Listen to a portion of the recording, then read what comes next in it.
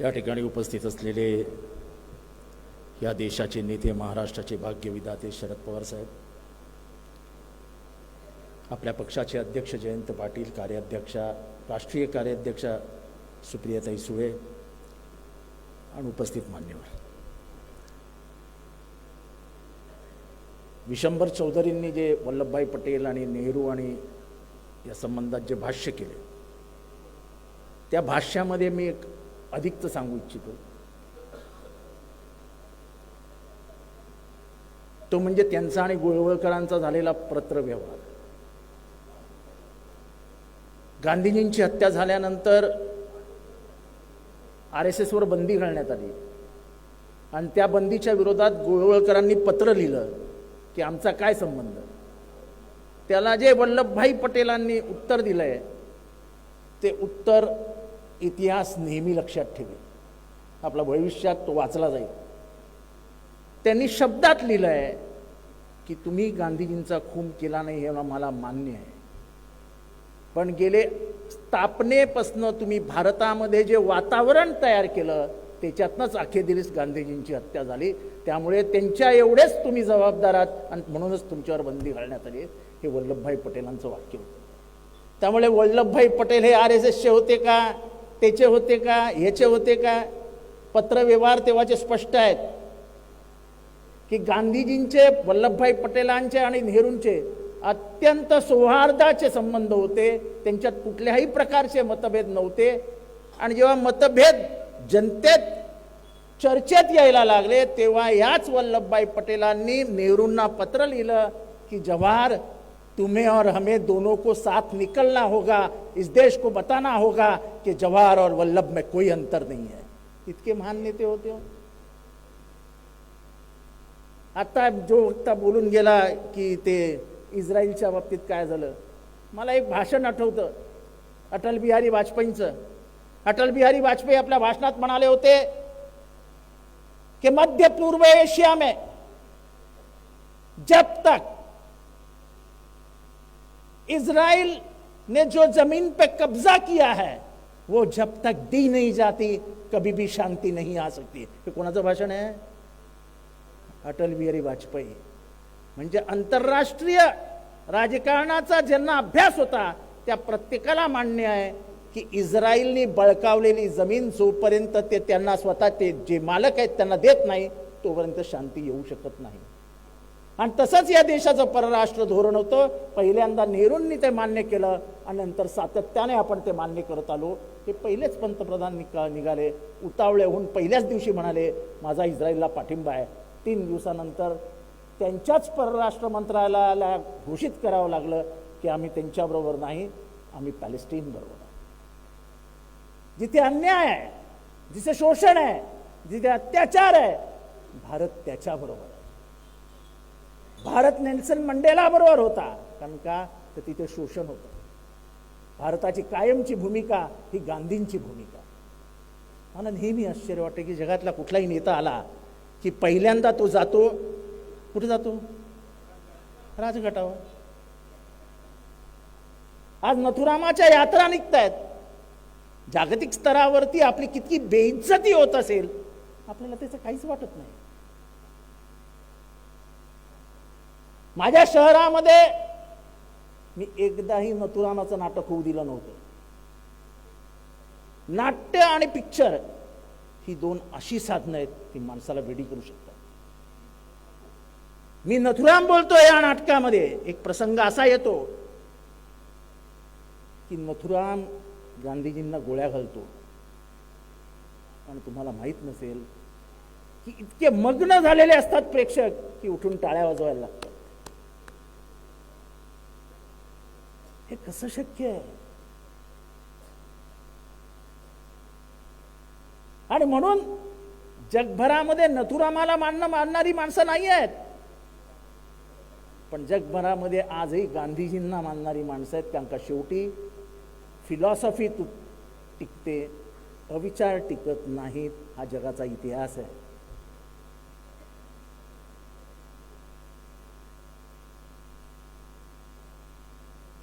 तर राम मंदिराची चर्चा सुरू होईल.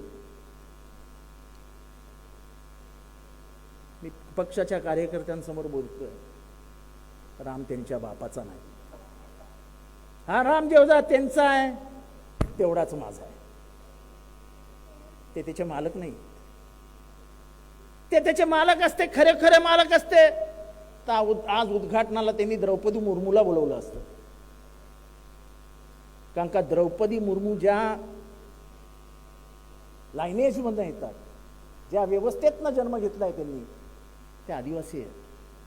आणि रामाचं सर्वात जास्त जवळचं नातं हे शबरीशी होतं. आपल्याला कदाचित रामायणातला हा भाग आठवत नसेल की कदंब ऋषीच्या आश्रमामध्ये कदंब ऋषी गेल्यानंतर त्यांनी सांगितलं होतं की या आश्रमामध्ये राम आणि लक्ष्मण येतील, त्यांचं तू स्वागत कर, त्यांची सेवा कर. आणि ती आशेने अनेक वर्ष वाट बघत होती. आणि एक दिवशी 2 जण चालत येताना दिसले की त्यांना ओळखू शकले नाही. आणि अखेरीस लक्ष्मणाने ओळख सांगितली की ये मेरे बड़े भैया राम है और मैं लक्ष्मण हूं. तिला आश्चर्याचा धक्का बसला, ती ढसाढसा रडू लागली. काही काळ गेल्यानंतर तिथे अशी बोराची वगैरे झाडं होती. ती बोर स्वतः चावायची, गोड आहे की नाही बघायची आणि रामाला खायला द्यायची आणि राम स्वतः ते खायचा. म्हणजे भेदभाव न मानणारा राम होता. आणि तुम्ही प्रत्येक उद्घाटनाला त्या द्रौपदी मुर्मूला राजभवनामध्ये लॉक करून ठेवता आणि स्वतः उद्घाटन करायला निघून जाता. तुम्ही पार्लमेंट भवनचं उद्घाटन केलं, साधूंना घेतलं, सगळं ठीक आहे. तुम्ही त्यांना घेतलं ना, काय तुम्हाला महिलांबद्दल राग आहे? तुम्हाला जात धर्म याच्यात भेदभाव मानायचा आहे? तुम्ही तुमच्या ती काय ती कुठली जात व्यवस्था करणारी कुठलं पुस्तक? मनुस्मृती. तुम्ही मनुस्मृतीला मानणारे लोक आहात. तुम्ही सगळ्यांनी जरा एकदा मनुस्मृती वाचून घ्या. माझ्याकडे आहे, महिलांबद्दल काय लिहिलं आहे. आणि जर हेच म्हणत असतील, हीच मनुस्मृती हे आमचं संविधान आहे, तर इथल्या बसलेल्या तमाम स्त्रियांना सांगतो की तुम्हाला 1% अधिकार समाजात मिळणार नाही. जी मनुस्मृती हे म्हणू शकते की स्त्रीच्या डोळ्यांमध्ये काय ना कायम वासना असते. माझ्या आईबद्दल मी हे बोलू शकतो? त्या मनूला आई नव्हती. पण हे पुस्तक तुम्ही, तुमचा संविधान आहे आमचं, असं 1950 साली ऑर्गनायझरमध्ये लिहिलेलं होतं. मी हे काही माझ्या मनातल्या गोष्टी सांगत नाही. 1950च्या ऑर्गनायझरमध्ये तुम्ही राष्ट्रध्वज कसा असावा याचं वर्णन करून ठेवलंय. तुम्ही 1950च्या पुस्तकामध्ये ऑर्गनायझर हे त्यांचं मुखपत्र होतं, त्याच्यात लिहिलेलं आहे की मनुस्मृती हेच संविधान असेल. आम्ही बाबासाहेबांनी लिहिलेलं संविधान मानत नाही. आणि मनुस्मृती ह्याच्यामध्ये काय लिहिलंय ते जरा महिलांनी कधी वाचून घ्या. आपण सांगत नाही, आपण बोलत नाही आणि त्यांना त्यामुळे लोकांना कळत नाही. राम मंदिराचं आमंत्रण आलं नाही. अरे तुम्ही कोण होता बे आमंत्रण द्यायला? राम का तुमच्या बापाचं आहे? ते मंदिर का तुमच्या बापाचं आहे? तुम्हाला आमंत्रण, तुम्हाला जर मंदिर स्थापन करायचं होतं तर रामनवमीच्या दिवशी का नाही केलं? आम्ही कळत न कळत शिर्डीला आलो, पण आम्ही त्या शिर्डीला आलो ज्या बाबांनी रामाचं सर्वात जास्त नाव घेतलं. एकीकडे अल्लाह मालिक आणि एकीकडे राम. रामनवमीचा उत्सव हा शिर्डीतला सर्वात मोठा उत्सव असतो, आपल्याला सगळ्यांना माहिती. आपण कळत न कळत आलो, कारण का आमच्या मनात राम आहे. तोंडात राम आणि मनामध्ये रावण हे आम्ही कधी करत नाही. आजकाल ही नवीन घोषणा सुरू झाली. मी त्या दिवशी असाच एका ब्राह्मण लोकांच्या सभेत गेलो, कार्यक्रमाला गेलो, मी चालत होतो. चालता चालता बघितलं तर सगळीकडनं जय श्रीराम, जय श्रीराम. मी वरती गेलो आणि म्हटलं शांत रहिये, आणि मीच ओरडलो जय श्रीराम. मला एवढंच सांगायचं, तुमच्या बापाचा नाही तो माझा पण. मी म्हटलं राम का इतिहास पता आहे? आणि जे राम दर्शनाला जाणारे ते तिन्ही पक्षातले लोक, त्यांनाही सांगू इच्छितो की 14 वर्षाचा वनवास फक्त आईच्या आणि वडिलांच्या इच्छेखातर भोगणारा राम हा या पक्षात असू शकतो, या 3 पक्षात? अरे तुम्ही या 84 वर्षाच्या म्हाताऱ्याचं ऐकलं नाही, आमच्या आजोबाचं बापाचं नाही ऐकलं, तुम्ही कसली रामाची पूजा करायला चालले? अरे रामाकडनं काय शिकणार तुम्ही? तो राम म्हणेल अरे बाबा ये लोग आए भागो इधर से. त्यामुळे राम मंदिर वगैरे काही फार काही मोठा असा ते जे करतायत ते फार काही पुढे जाईल असं मला वाटत नाही. ह्याच्या रिॲक्शन्स येत आहेत. लोकांना अस्वस्थ वाटायला लागलंय की ज्या पद्धतीने हे सगळं पुढे नेलं जात आहे. काल भीमा कोरेगावला 60 लाख लोक आली होती. किती? 60 लाख लोक. लोकांना कळत नाहीये देशात काय, ज्या पद्धतीने लोक वागायला लागली, ज्या पद्धतीचा उन्माद दिसायला लागलाय, ती पद्धत बघितल्यानंतर या देशाची लोकशाही टिकेल की नाही हा प्रश्न निर्माण. आपल्याला वैयक्तिक भांडण नाही कोणाशी, पण बाबासाहेबांनी लिहिलेलं संविधान आणि त्यातनं निर्माण झालेली पार्लमेंट, लोकसभा, राज्यसभा ही टिकवायची. एका प्रश्नावरती फक्त प्रश्न विचारू नये. लोकसभेमध्ये घुसलेल्या त्या 4, त्यांना मी अतिरेकी म्हणणार नाही, 4 जणांविरुद्ध 4 जण कशी घुसले हा फक्त प्रश्न लोकसभेचे खासदार विचारत होते. तुम्हाला उत्तर द्यायची नव्हती म्हणून तुम्ही त्यांना लोकसभेतनं बाहेर करून टाकलं आणि याला तुम्ही संसदीय लोकशाही म्हणता.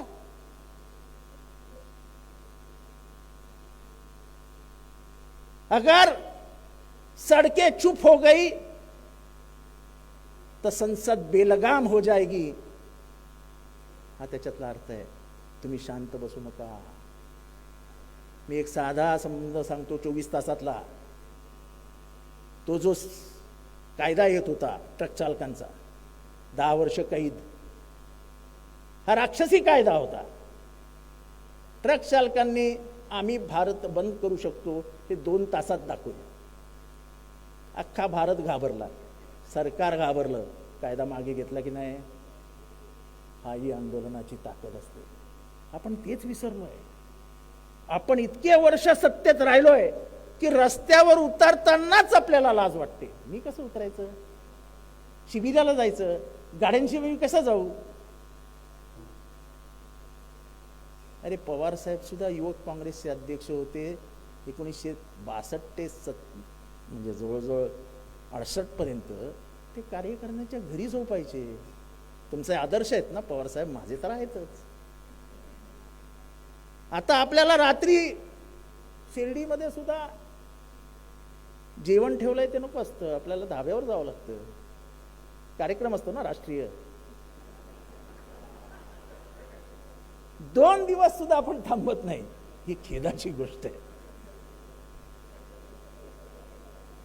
खर तर कुठलीही राजकीय व्यवस्था ही आयडिओलॉजीवर चालते. देशात 2 आयडिओलॉजी असतात, प्रत्येक देशात आहेत. एक राईटिस्ट, एक लेफ्टिस्ट आणि एक सेंटर ऑफ द लेफ्ट. मला कळत नाही की सकाळी शाहू फुले आंबेडकरांच्या नावाने टाळ्या वाजवणारे लोक संध्याकाळी गोळवळकर आणि हेगडेवार यांचं नाव कसं काय घेऊ शकतात आणि परत सांगतात छे आम्ही तर शाहू फुले आंबेडकरांचीच माणसं. अहो पण मग तुम्ही त्यांच्यावर जाऊन कसे बसले. नाही, ते पॉलिसीचा भाग आहे. पॉलिसी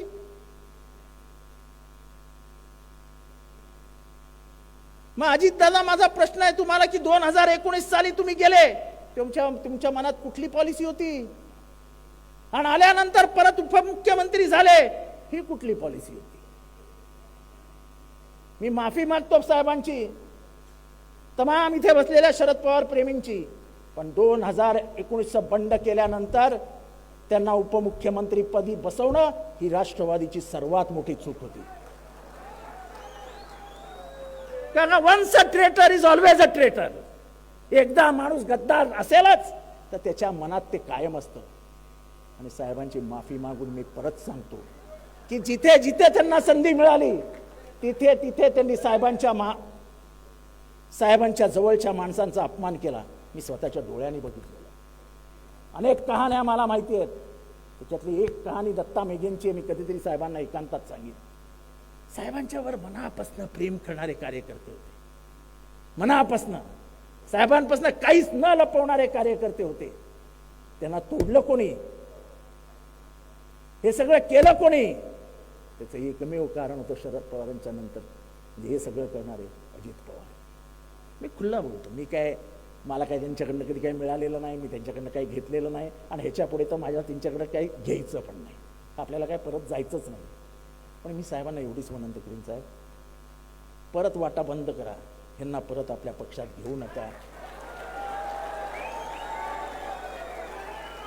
काही गोष्टी स्पष्टपणाने कार्यकर्त्यांच्या मनातलं बोलायला मी इथे आलो आहे. जोपर्यंत ते पक्षात होतं तेपर्यंत आम्ही दादागिरी सहन केली, ती तुमच्यासाठी की तुम्ही चिडायला नको, तुम्हाला राग यायला नको. पण साहेब आता आमचा काय संबंध त्यांच्याशी? ते तुमच्यावर बोलतील, 1 मिनिटात त्यांना प्रत्युत्तर दिलं जाईल. ते तुमच्या वयावर बोलतात. दिलीप वळसे पाटील का ते आंबेगाव ते विटी मॅरेथॉन धावणार आहेत का?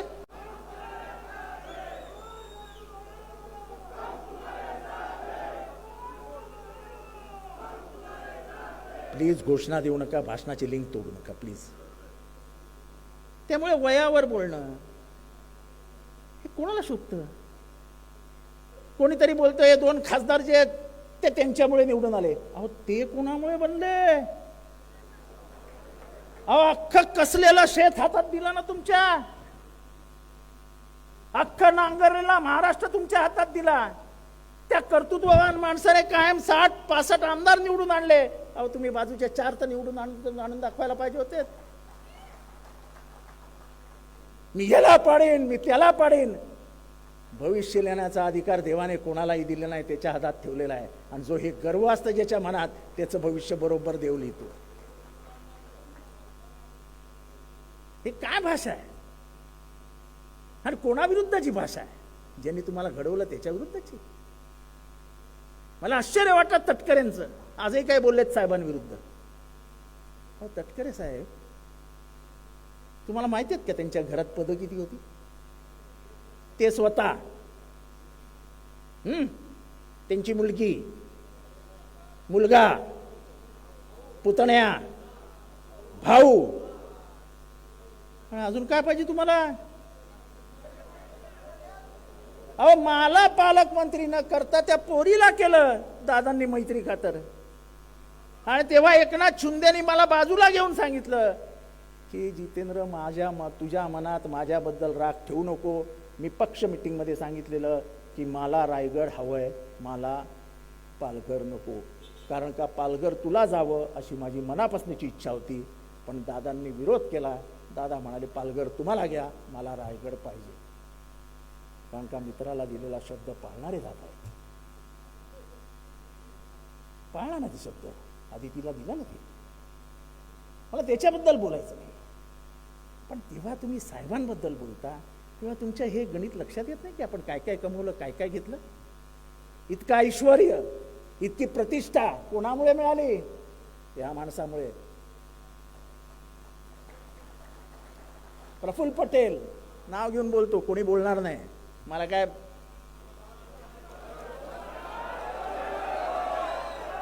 2004 साली साहेबांच्या मागे लागला होते की चलो बीजेपी में जाएंगे, चलो बीजेपी में जाएंगे. साहेब कधी बाहेर बोलत नाहीत, हा त्यांचा चांगुलपणा आहे. पण आमच्यासारखी फटकळ माणसं बोलतात, कारण का समाजाला कळलं पाहिजे काय परिस्थिती होते. 2014 नंतर 2019 पर्यंत या पक्षातले जे नेते तिथे गेलेत, तो प्रत्येक जण सांगायचा सकाळी येऊन, साहेब चला ना बीजेपीत जाऊया, साहेब चला ना बीजेपीत जाऊया. साहेब कधी जरी महिन्यात 2 महिन्यात जर मूडमध्ये असले तर सांगायचे, जितेंद्र ही माणसं तुमच्याबरोबर आहेत, तुम्ही कशाने रडणार तुमच्या या बीजेपी बरोबर. आणि त्याच्यातले एक सुनील तटकरे होते. तुमच्या मनात हे होतंच. 2019च्या बंडामध्ये जरी तुम्ही सर्व रोखला होतात तरी 2019च्या बंडामध्ये सर्वात मोठा आहात. अजित पवारांना वेगळ्या मार्गावर घेऊन जाणारं जर महाराष्ट्रात कोण असेल तर ते सुनील तटकरे आहेत, हे तुम्ही सगळ्यांनी लक्षात ठेवा.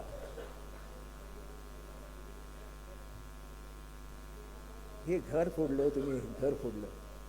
मला आज महाराष्ट्राला एवढंच सांगायचं आहे, तटकरे साहेब तुम्ही घर फोडलं. आज तुमच्या घराची काय स्थिती आहे?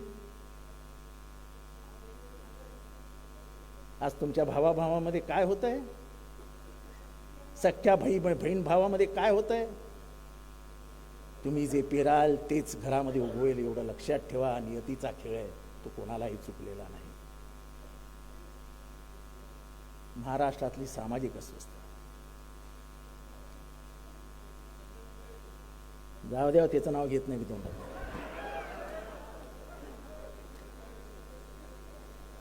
महाराष्ट्रामध्ये गेले 6 महिने अचानक सामाजिक अस्वस्थता तयार झाली.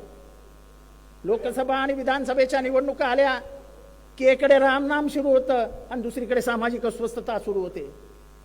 2014च्या निवडणुकीच्या अगोदर साहेबांच्या घरासमोर आंदोलन झालं, धनगर समाजाचं. ते वाजवत भाजपाचे सर्वात मोठे नेतेही वाजवण्यात होते. आणि आठवड्याभरात आरक्षण, ते बिचारे अजूनही धनगर आरक्षण शोधत आहेत. द्यायचं नाही कोणाला, पण इथे गुळ लावून ठेवायचा. गुळ दिसला की माणूस, सगळ्या समाजाशी एवढंच करतात. मराठा समाजाला आरक्षण देऊ शकत नाही हे त्यांना माहिती होतं. Constitutionally impossible. मला डिस्टर्ब करायला येऊ नका प्लीज. आणि भाषण बंद करायचं असेल तर तिथनंच सांगा, इथे येऊ नका सांगायला.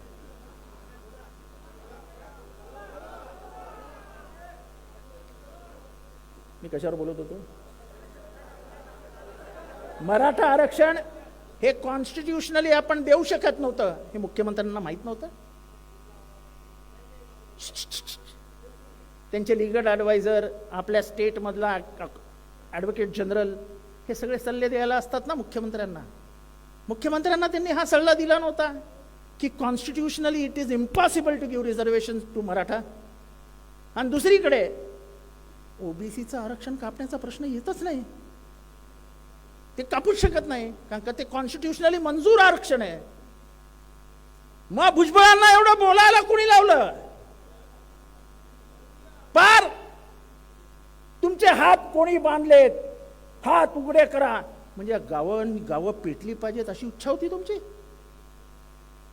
एकीकडे गावाने गावं एकत्र करण्याचं काम महाराष्ट्राच्या राजकारणात यशवंतराव चव्हाणांनंतर शरद पवारांनी केलं. ती सामाजिक परिस्थिती उद्ध्वस्त करण्याचं काम तुम्हाला करायचं होतं. भुजबळ साहेब, आम्ही तुम्हाला ओबीसीचे नेते मानत होतो नाही, मानतो. पण तुमचा तोल का गेला हे कळलं नाही. तुम्ही ह्या त्रिकूट सरकारच्या राजकारणाचे बळी ठरले आहात असं आज अख्खा ओबीसी बोलतो. ओबीसीच्या मनामध्ये कधीही मराठ्यांविरुद्ध कधीही पाप नव्हतं. ते पाप तुम्ही त्यांच्या मनात आणलं. ओबीसी हा शांत स्वभावाचा, त्याला संख्येची जाणीव आहे. मी वंजारी, मला माहिती आहे वंजारी कुठे जास्त आहेत, कुठे कमी आहेत, कुठे जास्त आहेत, कुठे कमी आहेत. त्या समस्त वंजाऱ्यांना एकत्र करून कोणाविरुद्ध उभं करायचं, त्या समस्त धनगरांना कोणाविरुद्ध तरी उभं करायचं. हो, 347 जाती आहेत महाराष्ट्रामध्ये ओबीसीच्या. त्यांना एकत्र करून तुम्ही काय करू पडलं? कुरुक्षेत्र महाराष्ट्राचं रक्ताचा म्हणजे सडा पडायचा होता आपल्याला. आणि अचानक युटर्न का घेतलात तुम्ही? हो, तुम्ही काय ते मिनिस्ट्रीमध्ये आहात ना, कॅबिनेटमध्ये आहात ना. मी तर 2.5 वर्षच होतो, पण कॅबिनेटची ताकद काय ते आम्हाला माहिती आहे ना. कॅबिनेटमध्ये तुम्ही बोलू नाही शकलात. जे कॅबिनेटमध्ये बोलायचं होतं ते तुम्ही रस्त्यावर येऊन बोलत होते. तलवार काढू, हे काढू, ते काढू. ही भाषा कॅबिनेट मिनिस्टरला शोभत नाही. सर्व जाती धर्मांना एकत्र घेऊन चालू आहे असा हा कॅबिनेट मिनिस्टर असावा लागतो, कारण का तशी तुम्ही शपथ घेतलेली असते. पण कोणीतरी तुमच्या तोंडावाटे बोलत होतं हे महाराष्ट्राला आता कळतंय. पण भुजबळ तुमच्याकडनं ही अपेक्षा नव्हती.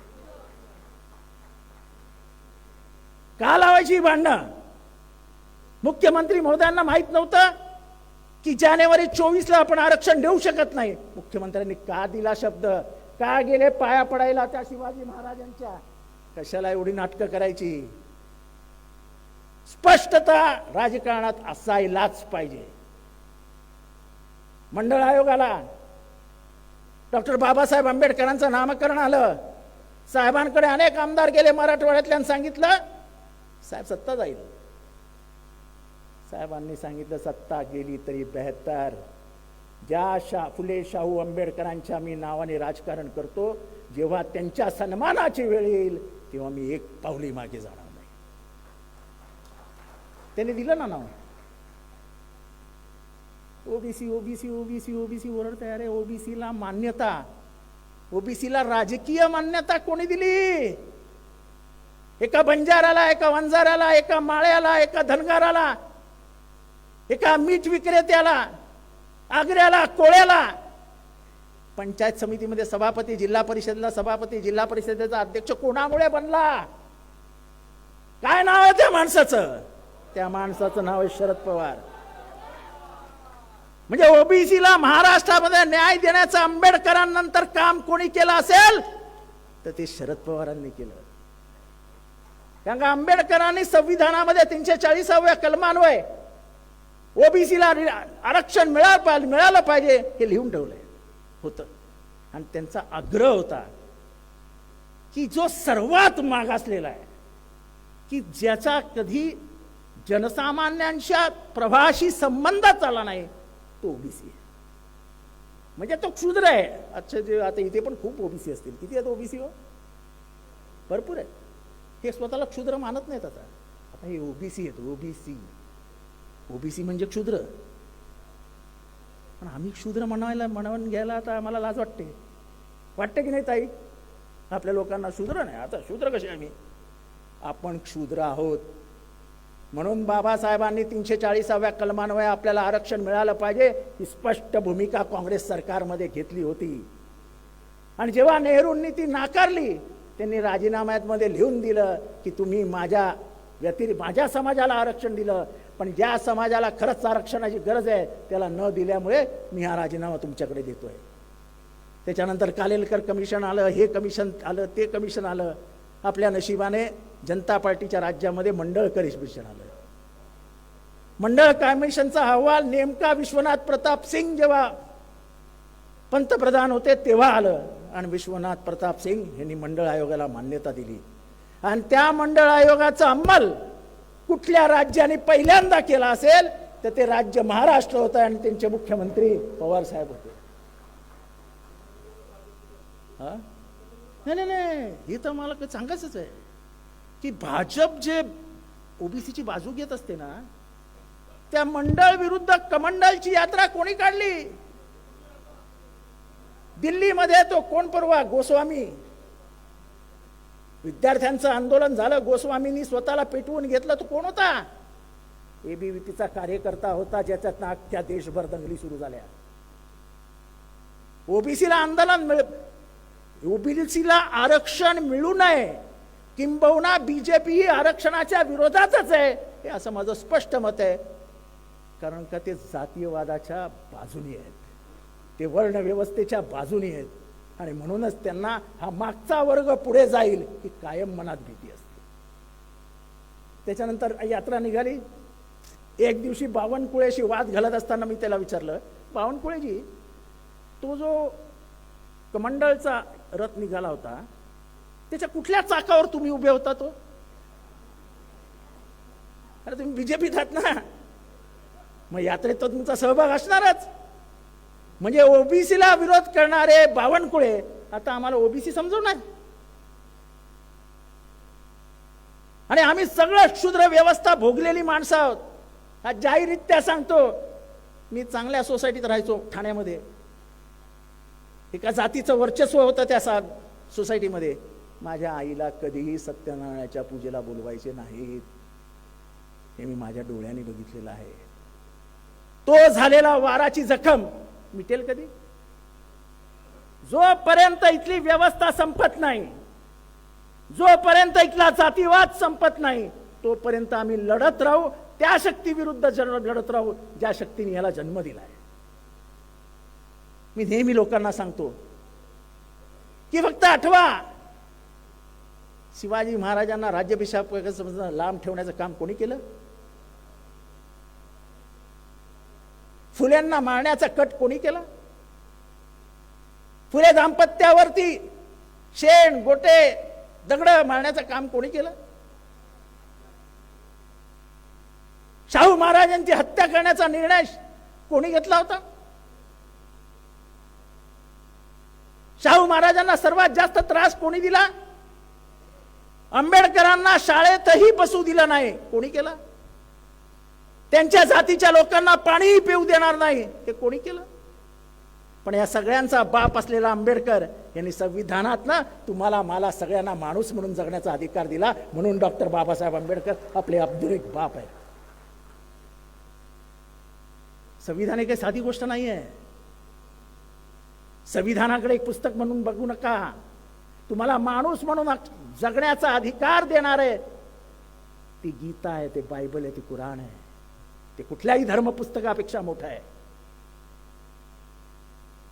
आणि ते बदलण्याचं काम हे सरकार करणार आहे, लक्षात घ्या. नवीन पार्लमेंटचं उद्घाटन झालं.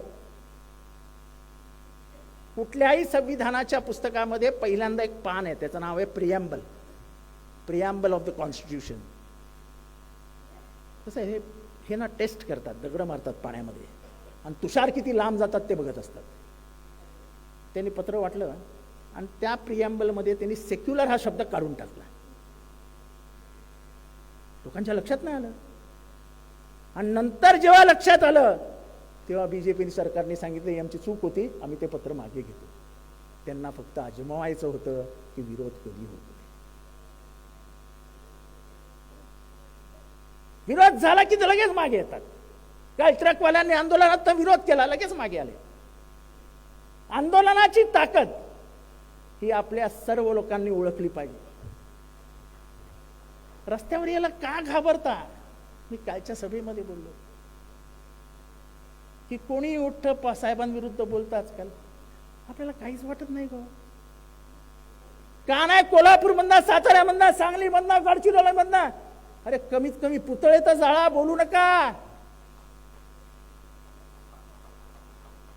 जोपर्यंत तुम्ही विरोध करत नाही तोपर्यंत जनताही तुम्हाला ध्यानात घेणार नाही.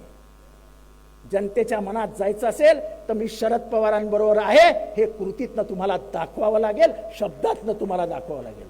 मी फक्त शरद पवारांबरोबर आहे. सभेला यायचं, सभेहून घरी जायचं आणि झोपून जायचं. तुम्हाला असा इथे राग येत नाही, तडफड होत नाही? माझी होते ना. मी बोलतो ना 5व्या मिनिटाला. मी शरद पवारांकडे बघत पण नाही आणि मी पवार साहेबांना विचारायलाही जात नाही. अनेक नेत्यांचं असं असतं, साहेब काय म्हणतील, साहेब काय म्हणतील. अरे साहेब काय म्हणतील, ओरडतील. तू चुकला, हो चुकलो. अरे त्याचीच लेकरं आहोत ना आपण. मग ते म्हणाले तू चुकलो आणि ओरडले तर काय झालं? पण करायचंच नसलं की असे 10 प्रश्न समोर येतात. साहेबांच्या वयाबद्दल बोलले, किती रिॲक्शन आल्या. अशा 1-2 हात वरती नको आहेत मला, सगळ्यांचे हात वरती पाहिजे होते की साहेब आम्ही रिॲक्शन्स दिल्या. तर तटकरे आज बोललाय की जेवढे शिबिरात असतील त्याच्यातले अर्धे आमच्या पक्षात आलेले असतील. त्याचं ते स्वप्न आहे. ज्या दिवशी शरद पवार तुमच्या 52-40 आमदारांच्या मतदारसंघात जायला लागतील त्या नंतर तुमच्या बरोबर किती आमदार राहतात हे फक्त मोजा. हे फक्त मोजा. म्हणजे मला ते 50 खोक्याचे आमदार परवडतात. 50 खोके घेतलेले ना ते शिंदे बरोबरचे आमदारांनी, असं काय म्हणतात ना 50 खोके घेतले. अरे ह्यांचे आमदार तर भांडून 600 कोटी, 400 कोटी, 450 कोटी. म्हणजे एकेकाला निधी किती आणि हा वापरणार कधी आणि पैसा येणार कधी?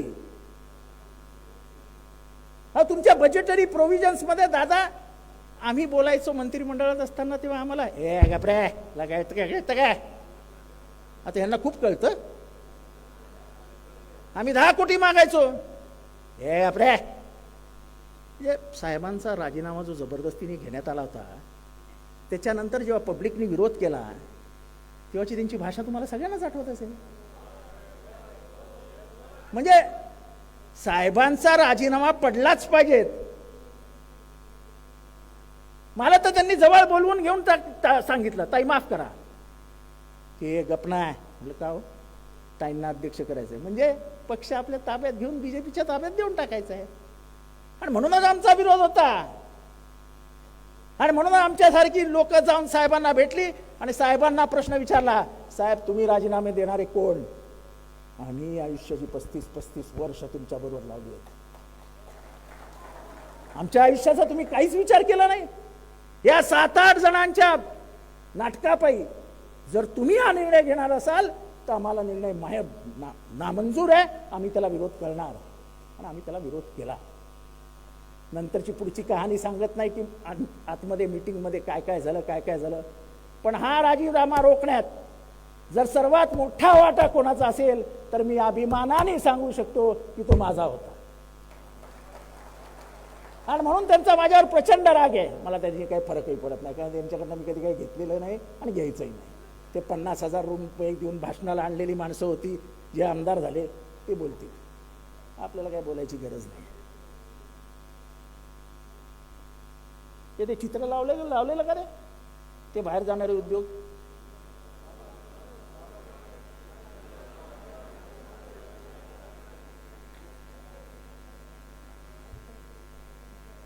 आता फिल्मफेअर अवॉर्ड हे जास्त मागे नको जायला. या देशाची फिल्म इंडस्ट्री कुठे आहे? म्हणजे दादासाहेब फाळकेंनी काढलेला पहिला पिक्चर कोल्हापूरमध्ये जरी असला तरी राज कपूरची खानदान हे पाकिस्तानातनं कुठे आलं? देवानंद पाकिस्तानातनं कुठनं आला? इथे सगळे ज्येष्ठ गीत लेखक साहिर लुधियानवीपासून सगळे कुठनं आले आणि कुठे स्थायिक झाले? मुंबई हा गाभा आहे सिनेसृष्टीचा. तो सिनेसृष्टीचा गाभा उद्ध्वस्त करायचं काम आता परत यांनी हातात घेतलंय आणि मदत या तिघांची. हे जातीलच आपल्या पोराबाळांना घेऊन शो बघायला. अरे मुंबईची शान आहे ना चित्रपट सृष्टी. हॉलिवूड बॉलिवूड हे बी कुठनं आलं? हे बी फॉर बॉम्बे होतं, त्याच्यातनं बॉलिवूड आलं. ते अर्थात एम झालं ती गोष्ट वेगळी. पण आपल्या सगळ्यात साधन सामुग्री संपत्ती उद्योग जर आपण गुजरातला देणार असू तर मराठी माणसाच्या वाट्याला तुम्ही ठेवणार काय ते तर सांगा. आमचा सर्वात मोठा हिरे उद्योग म्हणजे जो जगामध्ये 1 नंबर 2 नंबर 3 नंबरवर होता तो तुम्ही गुजरातला नेऊन टाकलात. तुम्ही 6 महत्वाचे उद्योग तिथे नेऊन टाकलेत. आज बेरोजगारीचा दर देशामध्ये महाराष्ट्राचा पहिला किंवा दुसरा आहे. तुम्हाला काय एवढं प्रेम आलंय गुजरातचं? काय एवढे गुजरातला मुजरा करतात? राजकारण गेलं खड्ड्यात, पण माझा महाराष्ट्र जगला पाहिजे, माझी माती जगली पाहिजे, माझी माती हिरवीगार राहिली पाहिजे, माझ्या तरुणांना रोजगार मिळाला पाहिजे, हे तुम्हाला वाटत नाही? हे भांडण कशासाठी आहे? कोणाविरुद्ध आहे? माझं वैयक्तिक भांडण नाही कोणाशी. मला काही नकोय तुमच्याकडनं. मी आज राजकारण सोडायला सांगितलं सांभाळायला तर इथनं उतरीन आणि घरी निघून जाईन. मला काही फरक पडत नाही. पण हे भांडण विचारांविरुद्ध आहे. फुले शाहू आंबेडकरांच्या विचारांसाठी लढायचं आहे. शिवाजी महाराजांसाठी लढायचं आहे. तुम्हाला माहिती आहे हिरवा झेंडा RSSच्या कार्यालयावर कधी लागला? माहिती आहे कोणाला? 1993 साली. तोही कोणी लावला माहिती आहे? काँग्रेसच्या 2 कार्यकर्त्यांनी घुसून तो झेंडा लावला. त्यांच्यावर आजही केस नागपूरमध्ये चालू आहे. कसल्या देशप्रेमाच्या गोष्टी आम्हाला शिकवत आहेत? कसल्या देशप्रेमाच्या गोष्टी आम्हाला शिकवणार? 142 खासदार काढून टाकले. मी सांगितलं तुम्हाला कसं कंपार्टमेंटलाइज्ड करतायत, संविधानाला कसं अडकून ठेवतायत. कारण का त्यांना कायदे मंजूर करून घ्यायला पाहिजे होते. तुम्हाला किती जणांना माहिती आता की मंजूर झालेला CRPC आणि हे सगळे जे कायदे आहेत जे ब्रिटिश काळापासून चालत आलेले होते ते कायदे माणुसकीच्या दृष्टीने सर्व व्यावहारिक होते. वकील साहेब मी चुकत असतील तर सांगा मला. आपल्याला जामीन कुठलाही गुन्हा केल्यानंतर 14 पेक्षा अधिक दिवस जेलमध्ये ठेवता येत नाही, पोलीस कस्टडीमध्ये. मी सांगतो ते बरोबर आहे? आता माहिती आहे किती दिवस तुम्हाला पोलीस कस्टडीमध्ये ठेवू शकतात? 90 दिवस. म्हणजे विरोधकांना आत ठेवायचं असेल तर बाकी काय करायलाच नको. सध्याची गुलाम झालेली पोलीस यंत्रणा याचा वापर करून कुठल्याही विरोधकाला 3 महिन्यासाठी आत ठेवा अशी व्यवस्था करण्यात आलेली आहे. आणि म्हणून याचा गवगवा होऊ नये, याच्यावर चर्चा होऊ नये म्हणून 142 खासदारांना बाहेर काढलं. याच्यावर चर्चा झाली नाही? झाली. कालच्या त्या ट्रकवाल्यांमुळे ही चर्चा झाली. हे तुम्ही लक्षात घ्या की हे कायदे जे येत आहेत ते जनसामान्यांविरुद्ध येत आहेत. हे राज्य पोलिसी राज्य करण्याचा प्रयत्न आहे, पोलिसांना वापरून इथली लोकशाही संपवण्याचा प्रयत्न आहे, आणि त्याला तुम्ही सगळ्यांनी एकत्रितरित्या विरोध करायला हवा, हे माझं तुम्हाला आव्हान आहे. हे राज्य जगलं पाहिजे, हे राष्ट्र जगलं पाहिजे. हे महामुश्किलीने आणलेलं राज्य आणि राष्ट्र आहे, हे आपल्याला असंच कोणी हातात दिलेलं नाही. कोणी कितीही म्हणो, कितीही नाकारो, हे स्वातंत्र्य आपल्याला गांधी नेहरूंमध्येच मिळालेलं आहे, हे कायम लक्षात ठेवा. जो तुमच्याशी वाद घालत असेल त्याचा वाद थांबवा आणि माझ्याशी फोनवर बोला. गांधीजींची हत्या ही 1947 साली नाही झाली. त्यांच्यावर पहिला हल्ला 1935 साली झाला, दुसरा हल्ला 1938 साली झाला, तिसरा हल्ला 1942 साली झाला. हे हल्ले का केले तुम्ही? तेव्हा तर पाकिस्तानची निर्मिती नव्हती, तेव्हा तर 55 कोटीचा प्रश्न नव्हता, तेव्हा तर संविधानाचा प्रश्न नव्हता.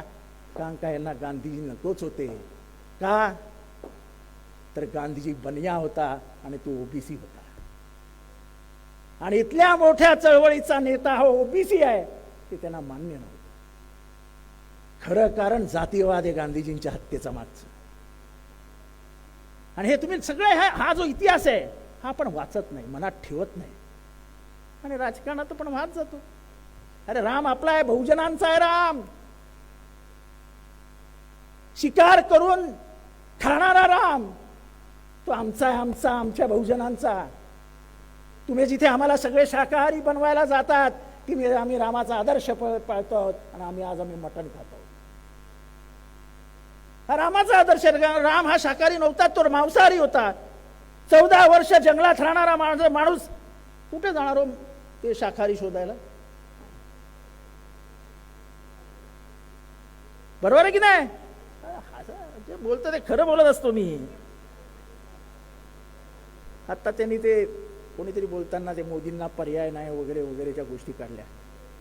मी छोटा माणूस आहे, साहेबांना अधिकचं राजकारण माहिती आहे. मला एकच गोष्ट आठवते की 75 साली इमर्जन्सी लागली. इमर्जन्सीमध्ये सगळे मोठे नेते हात घातले गेले, आणि 77 साली जनता पार्टीची स्थापना झाली. जनता पार्टी इंडिया आघाडीपेक्षा वेगळी नव्हती. एकीकडे लोहिया आणि दुसरीकडे वाजपेयी, अडवाणी, कुशाभाऊ ठाकरे, एकीकडे कर्पुरी ठाकूर, तर दुसरीकडे परत हीच सेना. ह्या सगळ्यांना एकत्र करण्याचं काम, आणि RSS पासून तुम्ही राजीनामा द्या, तुमचं सदस्यत्व सोडा, असं जयप्रकाश नारायण यांनी केलेलं आव्हान, आणि त्याच्यातनं झालेलं एकत्रीकरण, त्याच्यातनं निर्मिती झाली ती जनता पार्टीची. ज्याच्या खिशात 10 रुपये नसायचे, 100 रुपये नसायचे, अशा फाटक्या खिशाचा जयनारायणला, राजनारायण यांनी इंदिरा गांधींचा 1,80,000 मतांनी पराभव केला.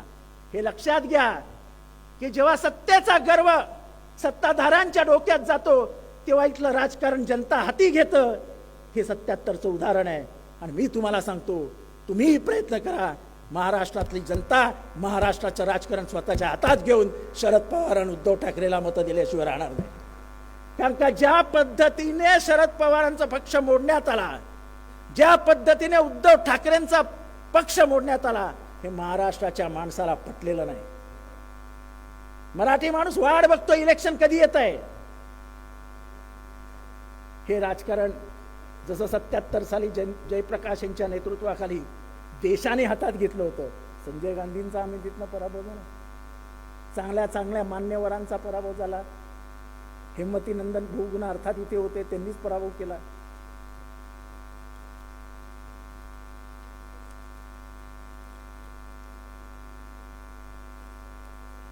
आता मी जे सांगणार आहे ते एवढंच आहे की ती हिना कौसर बोलत होती, ते थोडं आउट ऑफ बॅक बॉक्स घेऊन मी बोलतोय. हिना कौसरचं कोणीच ऐकायला तयार नव्हतं. का तिला एवढं तळमळीने बोलावं लागलं? ती बोलली त्याच्यातलं एकही असत्य काहीच नव्हतं. आपली जातात का हो पोरं ईदला मुसलमानाच्या घरात?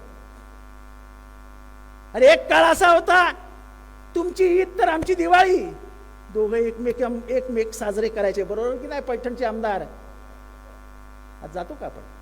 आपली पोरं जातात? हा दुरावा कशासाठी? का? हा मुद्दामून निर्माण केलेला दुरावा आहे. आणि ह्या देशाचं हे दुष्ट चक्र आहे. हे जर थांबवलं नाही तर या देशाचा घात होईल. आपण धर्म मानतच नव्हतो. आजपर्यंत गणपतीची मिरवणूक शांतपणाने मंदिर मस्जिदीसमोर जाताना कुठलाही उन्माद न दाखवणारे हिंदू होते. आता आधी नाचणार नाहीत, पण मस्जिद आली की असे काय पिसाळतात, धड धड धड धड. कशासाठी? का? आज मुख्यमंत्र्यांनी जे काही भाषण केलंय मलंगणावरती, हे भाषण मुख्यमंत्र्यांना शोभत नाही. की तुमच्या मनात जे ते हे एकनाथ शिंदे करून दाखवेल. म्हणजे काय? एकनाथ शिंदे नाही आता तुम्ही मुख्यमंत्री एकनाथ शिंदे आहात. आणि ज्या मी त्या माणसाला ओळखतो, त्या माणसाच्या प्रामाणिक तोंडातनं हे बाहेर पडूच शकत नाही. ह्याला कोणीतरी स्क्रिप्ट लिहून दिलेली होती की महाराष्ट्राचं वातावरण खराब करायचं असेल तर पहिल्यांदा मुख्यमंत्र्यांनीच बोलायला हवं. आणि मुख्यमंत्री बोलून माझं एवढंच सगळ्या हिंदू मुसलमानांना भाऊन बंडू भगिनींना आव्हान आहे, शांत बसून बघत राहा, रिॲक्शन्स देऊ नका. रिॲक्शनला ऍक्शन येते आणि सगळं सुरू होतं. काही रिॲक्शन देऊ नका, काही होत नाही. मुख्यमंत्री रात्री जाऊन स्वतः पस्तावत असतील की मी काय बोलून गेलो. पण मुख्यमंत्र्यांनी हे बोलणं हे महाराष्ट्राला शोभा देणारं नव्हतं. आता शेवटच्या ह्याच्याकडे जातोय. आरक्षण, याला आरक्षण मिळालं पाहिजे, त्याला आरक्षण मिळालं पाहिजे. होय, आरक्षण मिळालं पाहिजे, मी आरक्षणाचा विरोधक नाही. पण आरक्षण कुठे देणार हो तुम्ही? किती सरकारी कंपन्या चालू आहेत? मंत्रालयामध्ये नोकर भरती आहे. लाडाचे लाड करता करता प्रायव्हेटायझेशन कडे आपण कधी गेलो आहे आपल्याला कळलेलंच नाही. अख्खं मंत्रालय प्रायव्हेटायझेशन वर सुरू आहे. चतुर्थ श्रेणी, तृतीय श्रेणी सगळं प्रायव्हेटायझेशन वर सुरू आहे. एअर इंडिया बंद झालेली आहे, शिपिंग कॉर्पोरेशन ऑफ इंडिया बंद पडलेली आहे, सगळ्या सरकारी योजना बंद पडलेल्या आहेत, सरकारी ऑफिसेस बंद पडलेल्या आहेत. आरक्षण मिळणार कुठे? कुठे मिळणार तुम्हाला आरक्षण? कसलं आरक्षण मागताय? आणि त्यातनं ग्रामीण महाराष्ट्र आहे ना आपला, साहेबांसारखे अनेक कर्तृत्ववान मुलं हे जिल्हा परिषदेच्या शाळेतनंच मोठी झाली ना. मंत्रिमंडळातले अनेक मंत्री हे जिल्हा परिषदेच्या शाळेतनं शिकूनच मोठे झाले ना. अगदी यशवंतराव चव्हाण सुद्धा. आता तुम्ही त्याच जिल्हा परिषदेच्या शाळा बंद करून त्याचं प्रायव्हेटायझेशन करायला जातात. त्या प्रायव्हेटायझेशन करत असताना त्याची फी परवडेल का माझ्या गरीब भागात राहणाऱ्या शेतकऱ्याच्या पोराला? तुम्ही 5 शाळांचं एकत्रीकरण करणार आहात म्हणजे करणार काय? तो जो आधी 10 किलोमीटर चालत यायचा तो 15 किलोमीटर चालत येईल. म्हणजे त्याचं आयुष्य त्यांनी चालण्यातच वाया घालवायचं. म्हणजे गरिबी बद्दल कुठलीही कणाव नसलेली आत्ता बसलेलं मंत्रिमंडळ. शाळा वाढवल्या पाहिजेत, चांगल्या शाळा दिल्या पाहिजेत, चांगल्या शिक्षक दिलं पाहिजे. चांगले शिक्षण दिलं तर महाराष्ट्र प्रगतिशील महाराष्ट्र होईल, हे डोक्यात असलं पाहिजे ना. आपल्या मित्रांना जमिनी द्यायच्या, आपल्या मित्रांना उद्योग द्यायचे, आपल्या मित्रांना शाळा द्यायच्या. कशाला बर्बादीकडे नेत आहात महाराष्ट्र? प्रायव्हेटायझेशन ऑफ स्कूलमुळे कोणाचं भलं होणार आहे? शिक्षण ही तुमची सर्वात मोठी ताकद आहे असं आंबेडकर साहेब म्हणायचे. शाळेच्या बाहेर बसवलं गेलं त्यांना, वर्गाच्या बाहेर बसून तो माणूस इतका मोठा झाला की त्यांनी संविधान दिलं. शिक्षण हे तुम्हाला बदलवणारे साधन असतं. तेच क्रांतिकारी विचार तुमच्या डोक्यात येऊ शकता जेव्हा तुम्ही सुशिक्षित असता. अशिक्षित जनता ठेवणं म्हणजे एखाद्या माणसाच्या मागे मेंढरासारखे चालायला हवे. तेव्हा ह्या सगळ्याला आपल्याला विरोध करायला हवा. एक तर पहिली गोष्ट म्हणजे बोलायला शिका. तुम्हाला आईने बोलायला शिकवलंय. तुम्ही जन्माने मुके नाही. जेव्हा आपल्या आईबापावरती येतं तेव्हा छातीचा कोट करायला शिका. तेव्हाच देव म्हणेल ही खरी माणसं आहे. आपण प्रामाणिक आहोत म्हणून साहेबांबरोबर राहिलो. आपण गद्दार नाही. आपण विश्वासू माणसं आहोत साहेबांची. मला एकच वाक्य आठवतं शिवबाच्या सैनिकाचं, खबरदार जर टाच मारून जाल पुढे चिंदड्या उडवीन राही राही एवढ्या. हे सगळ्यांना सांगावं लागेल तुम्हाला. जाता जाता तुम्हें हमारी भी सुननी होगी दोस्त, तुम्हें हमारी भी सुननी होगी दोस्त, सिर्फ तुम्हारी नहीं चलेगी। अब हम दुश्मनी भी, हमें दुश्मनी भी मंजूर है, लेकिन गद्दारी नहीं चलेगी दोस्त। गद्दारीला प्रत्युत्तर दिलं जाईल, ते तुमच्याच भाषेत दिलं जाईल। आम्ही स्वतःहून कोणाच्याही अंगावर जाणार नाही, पण अंगावर आलात तर शिंगावर घेतल्याशिवाय राहणार नाही। एवढाच शब्द तुम्हाला साहेबांकडनं हवा आहे, एवढंच बोलतो, रजा घेतो। जय हिंद, जय महाराष्ट्र, जय भीम।